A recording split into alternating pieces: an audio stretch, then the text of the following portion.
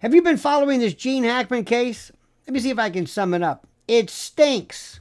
There's something really fishy about this thing. Something about this official narrative, surrounding the deaths of Gene Hackman and his wife Betsy. I don't know. Doesn't add up. It's rotten in Denmark, as the expression goes. The timeline is shaky. The details are inconsistent. Are you following this? And now a new revelation from a Santa Fe doctor, listen to this, who's raised even more disturbing questions about what really happened in the days leading up to their deaths. And by the way, you keep an eye on those two daughters.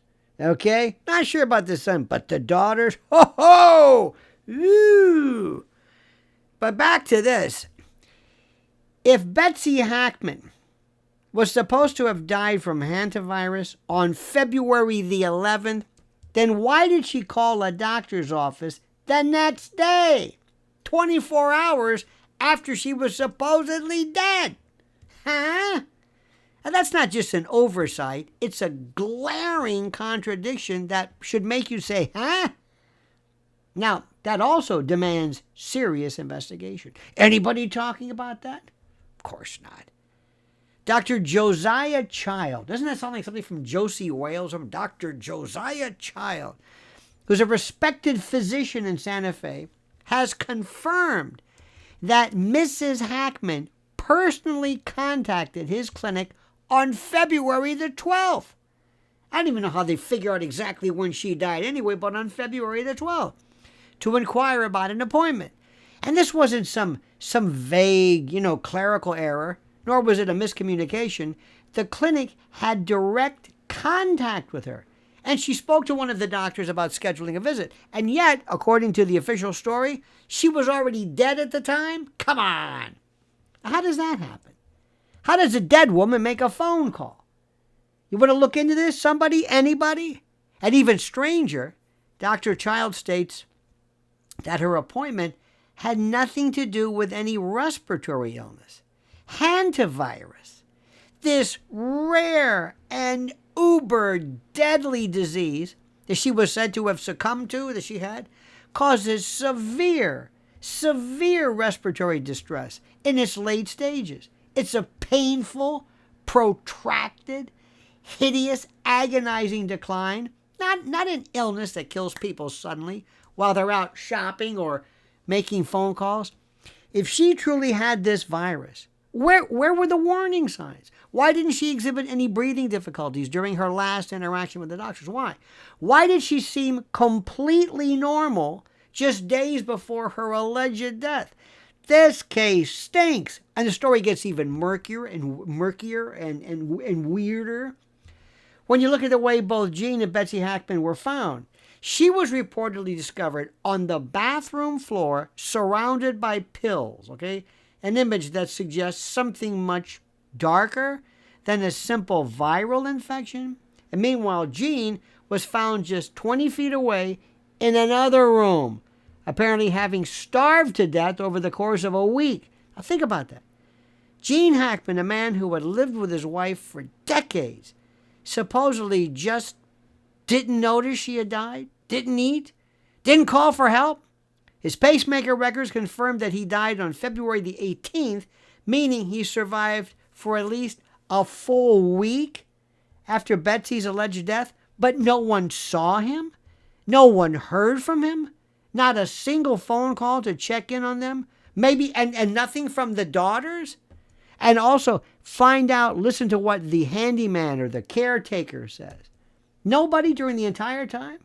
That seems a little suspicious to me. Seems almost impossible. And let me also tell you something. The first thing that you know that any law enforcement agency wants to do is to get rid of this case and shut it down and say, it's closed. We did everything we had to. Nothing wrong here. Nothing strange. And then there's the matter of the third casualty in the house, one of the dogs. A family pet left in a crate after surgery, also starved to death. If Gene had simply been too disoriented to take care of himself, wouldn't he have still noticed the dog? Wouldn't someone, a friend, a neighbor, a delivery driver, a daughter, somebody have realized something was wrong before an entire week had passed when he's, 95 years old with health problems? How does an elderly man, and not just any elderly man, go completely unnoticed in his own home while his wife's death remains a mystery? And the explanation offered by the officials is both unsatisfying, improbable, and I think the word is bullshit. Hantavirus is an extremely rare disease in the United States, with only a handful of confirmed cases in New Mexico each year. Most patients who contract it require hospitalization due to the severe breathing difficulties that it causes. For a supposedly healthy 65-year-old woman to simply drop dead from the virus in her own home without even seeking medical help leading up to that, it's almost unheard of. And yet, this is the official story. And nobody's looking further. Nobody's asking any questions. Do I have to do all the work? This sounds like 9/11 again. Don't get me started with that. Now look, even medical professionals who know what they're talking about are raising red flags. One Los Angeles-based doctor has gone on record saying that the idea of an otherwise healthy woman dying suddenly from hantavirus without prior symptoms defies medical understanding, medical knowledge. It just doesn't happen that way. Typically, respiratory failure from such a disease worsens over time, requiring emergency intervention. But Betsy Hackman, a fitness-conscious woman who was seen out and about on the very day she supposedly died from this horrible disease, showed none of the expected symptoms. She wasn't struggling to breathe. She wasn't bedridden. She was out running errands, acting completely normal. So what changed between her last public appearance and the moment she was found dead? You tell me. And let's not forget the other potentially explosive detail: money. Gene Hackman's estate is worth reportedly about $80 million, and the distribution of that fortune is now shrouded in secrecy. While he had 3 children, his estate was tied up in a private trust, meaning that the details of who will inherit this vast wealth remain undisclosed. Now, could financial motives have played a role in this bizarre and deeply unsettling case? Was someone trying to ensure that their claim to the Hackman estate remained uncontested? We also have the simultaneous death clause, too. And then there was that 90-day provision, which overrode that, the statutory version of it. We also had the question of why law enforcement has been so quick to close the case. Aren't they the same people with Alec Baldwin? Weren't they the same ones? Santa Fe, right? Isn't it? Same ones? Oh, they're terrific. Inspector Clouseau, paging Inspector Clouseau. And despite glaring inconsistencies in the timeline, the Santa Fe medical examiner has doubled down on the hantavirus explanation. Now, with all look, I'm no Quincy, but her body was mummified in a pool of. You can tell this. There's enough body tissue left to do a post-mortem evaluation and verify hantavirus. The story is riddled with contradictions. And the sheriff's office, too, seems content to let these unexplained discrepancies slide. They're fine. That in itself is troubling. Why isn't anyone in law enforcement demanding answers? Why doesn't anybody care? Why isn't there a full-scale investigation into the circumstances surrounding their deaths? Is it, incompetence? Or is something being deliberately concealed? I know. Conspiracy theory, right? Is that what you're saying? Say what you want.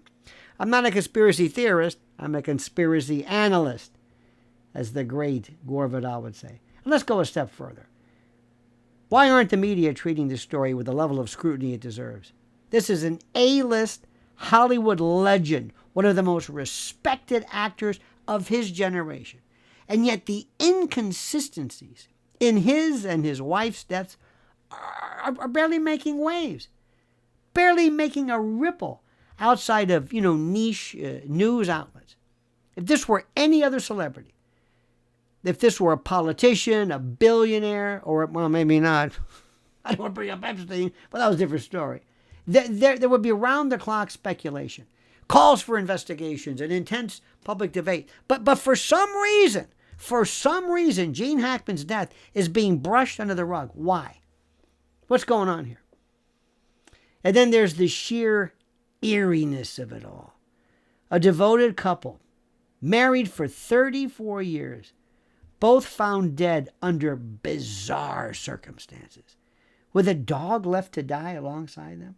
A wife who was supposedly deceased making a phone call from beyond the grave. A husband who lasted a week in total isolation before finally succumbing.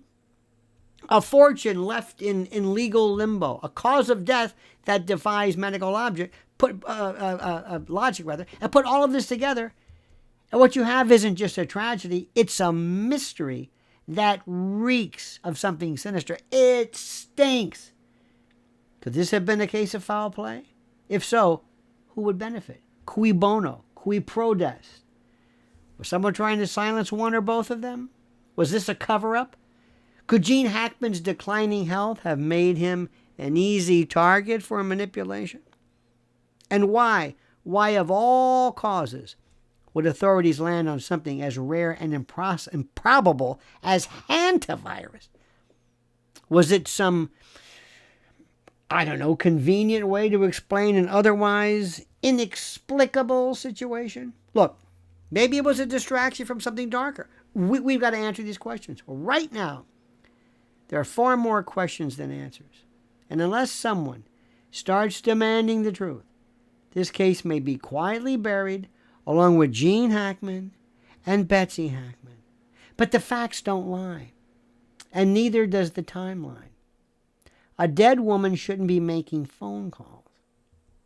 A Hollywood legend shouldn't be dying in complete isolation without anyone noticing him for a week.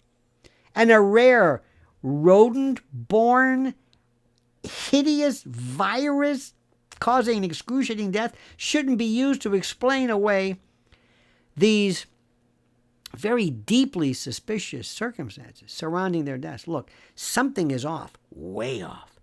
And until the real story comes to light, we shouldn't stop asking the hard questions. So what do you think? You know I'm right. You know I'm 100% right. What do you think about this?